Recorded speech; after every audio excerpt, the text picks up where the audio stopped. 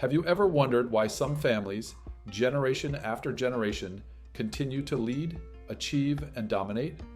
Donald Trump wasn't just a one-off success, because long before him, there was Friedrich Trump, a poor immigrant boy who left Germany at 16, started as a barber, and went on to lay the foundation for a billion-dollar empire. No political power, no prestigious degrees, just discipline, calculated boldness, and the refusal to wait for permission.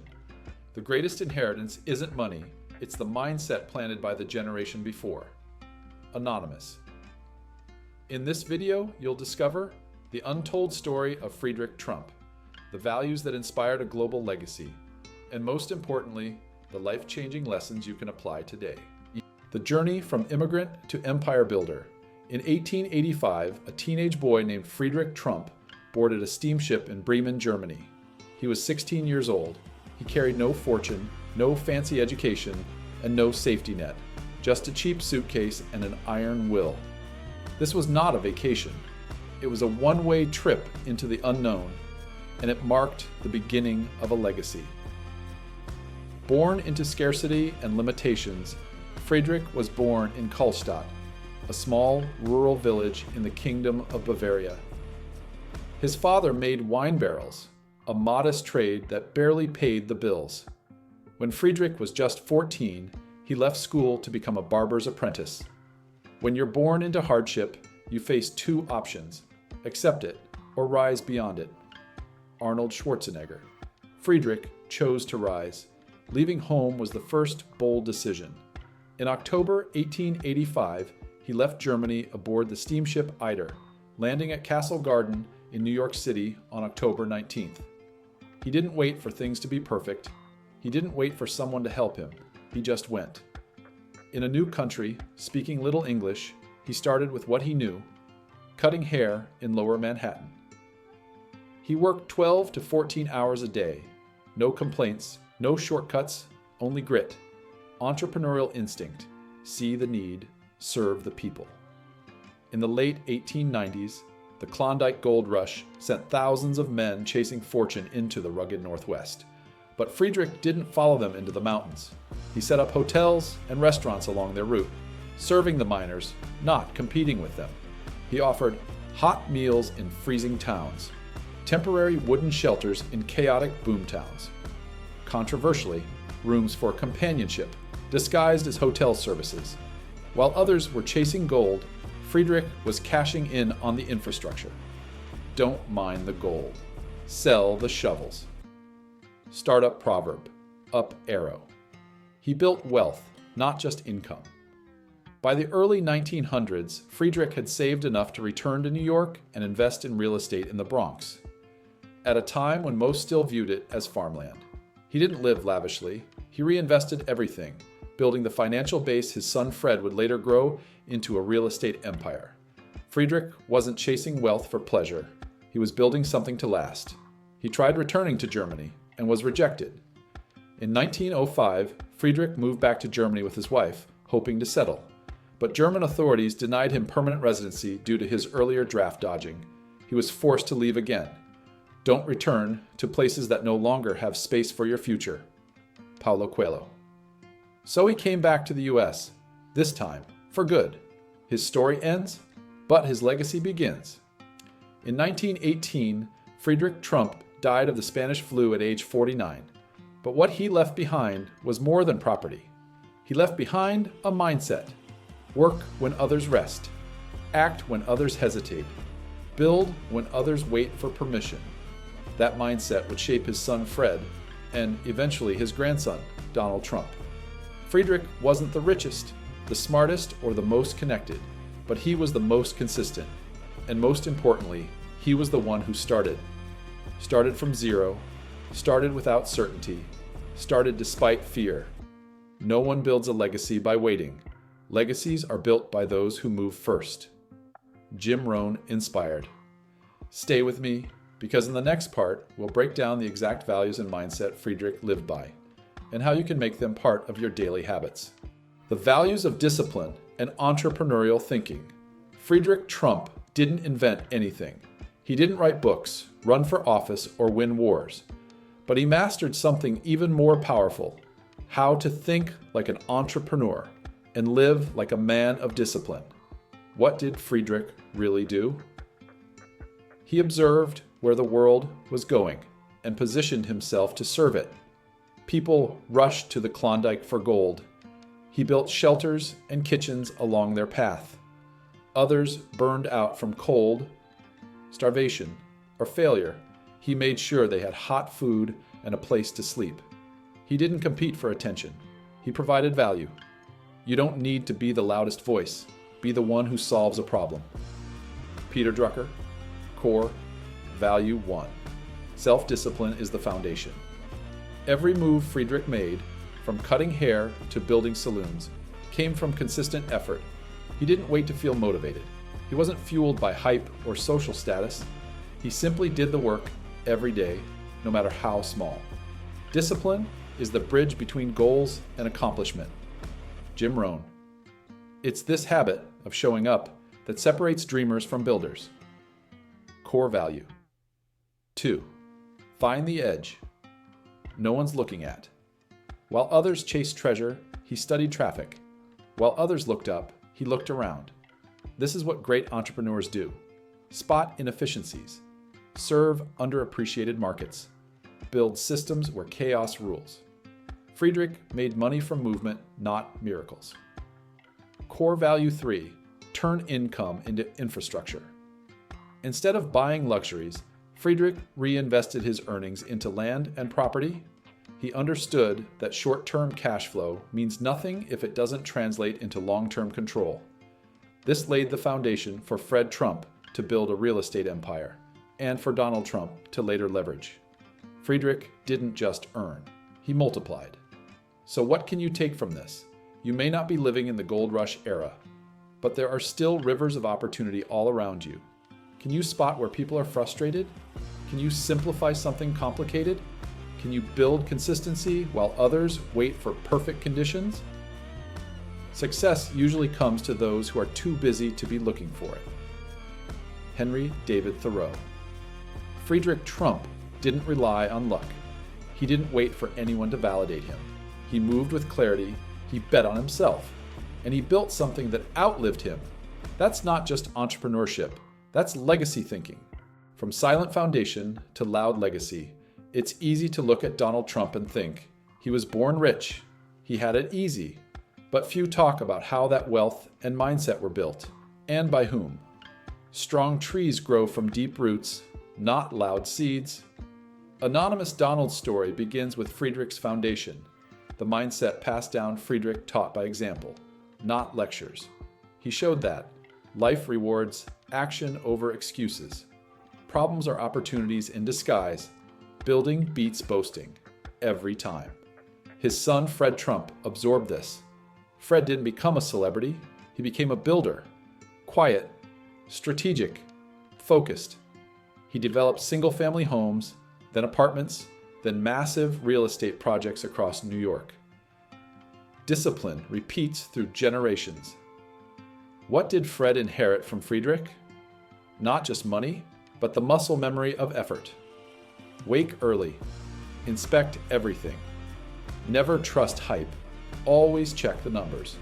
Fred passed this to his children, including Donald.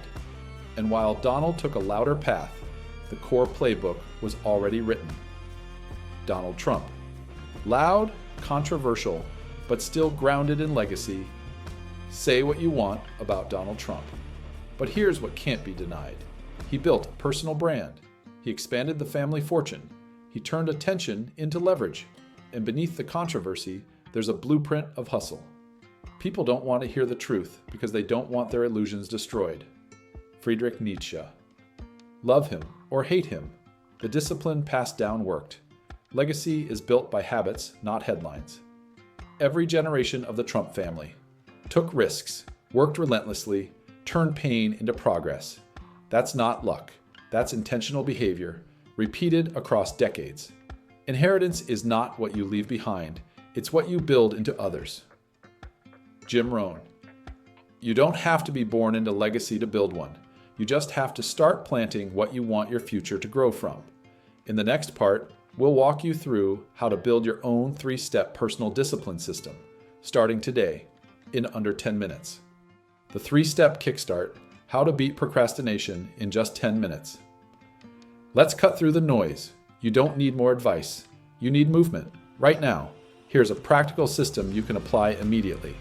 It's called PAC checkmark. P equals pinpoints the smallest possible step. You can't do everything today, but you can do something. The biggest mistake procrastinators make? Trying to solve the whole puzzle at once.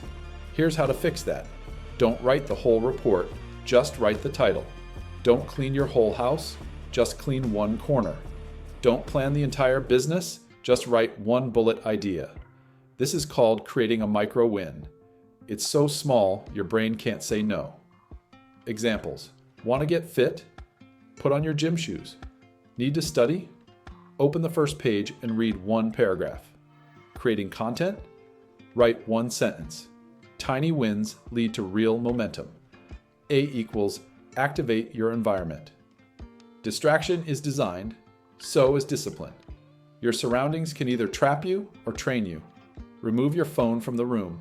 Use tools like FocusMate, Pomodoro, or Freedom. Clean your desk. Set water nearby. Prepare what you need. Then use the 10-minute timer rule. Set a timer for 10 minutes. Tell yourself, I'll just do this for 10 minutes, then I can stop.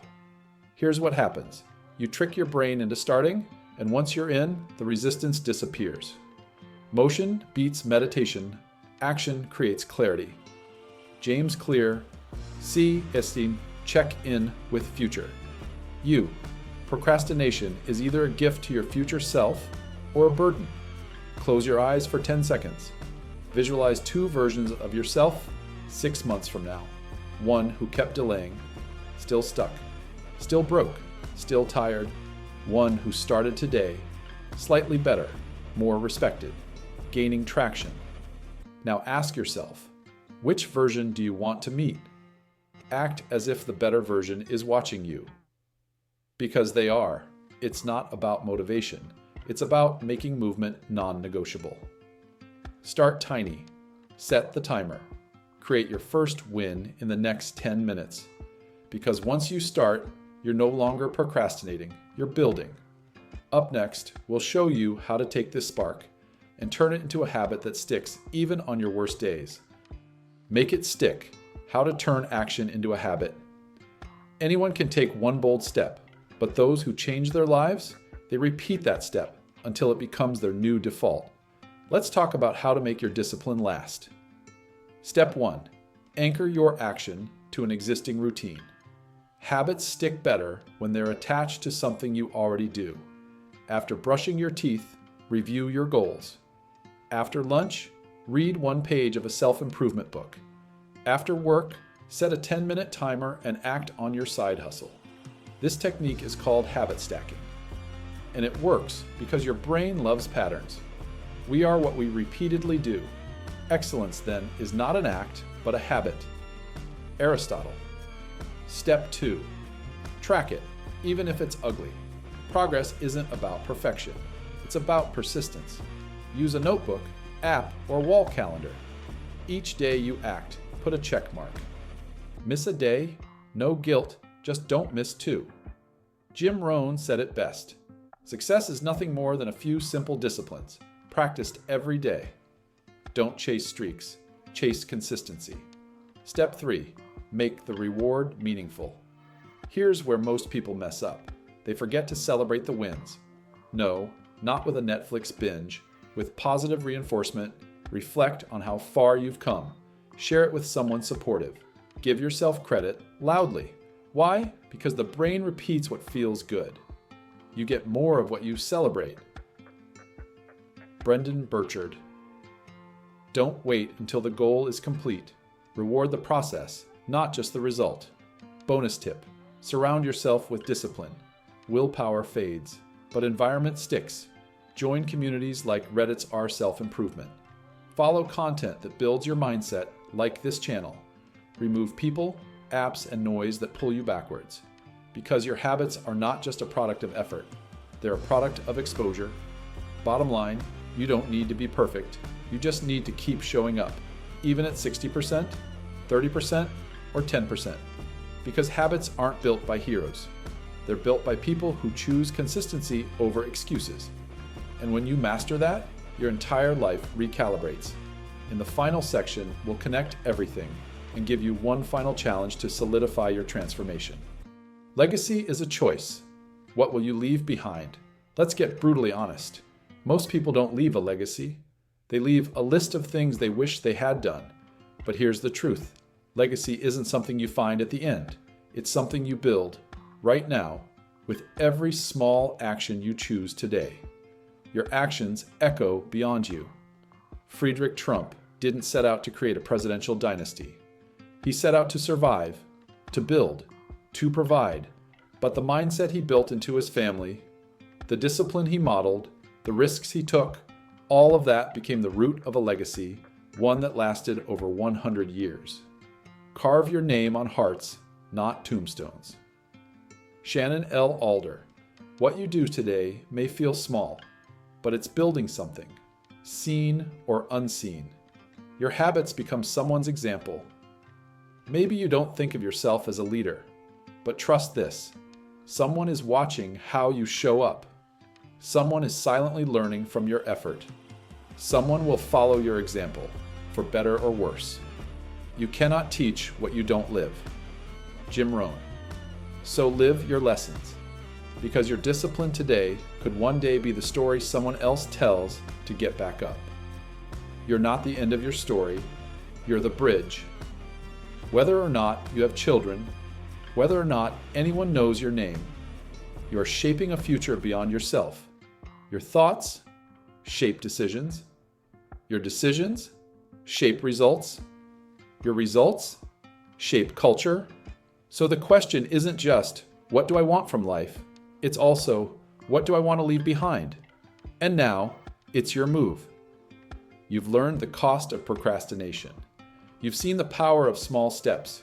You've understood how discipline builds legacy. But knowledge isn't power. Applied knowledge is. So take one step today, not tomorrow, not when it feels perfect.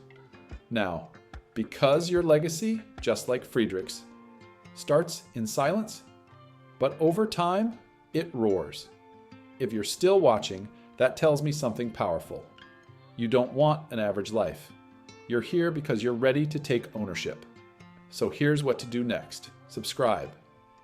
If this message resonated with you, don't just leave inspired. Join a community that's committed to growth. New videos every week on self-improvement, habits, and discipline, all rooted in the timeless principles of Jim Rohn and other great minds. Comment below, what's one action you're committing to today? Writing it makes it real, and your courage might just light a fire in someone else. Share this video.